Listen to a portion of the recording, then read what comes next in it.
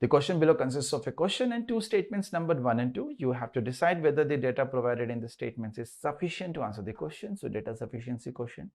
Read both the statements and answer accordingly. A spherical ball of given radius 14 centimeter is melted and recast into a right circular cylinder. So when a 3D solid, or not even solid, some object is melted and recast into some other 3D figure, or maybe even it can't be 2D, in a 3D figure, then what remains constant? The only thing that remains for sure constant is volume, right? So what is the height of this cylinder? First statement says volume of the cylinder is equal to the volume of the ball. This is so very obvious. It is already, so it's not going to help us anything. It's just telling us something we all are already aware of. So B and E, they don't make sense. Second statement, the area of the base of the cylinder is 49 pi square centimeter. Well, with the given radius, we will be able to calculate the volume of the sphere, the spherical ball.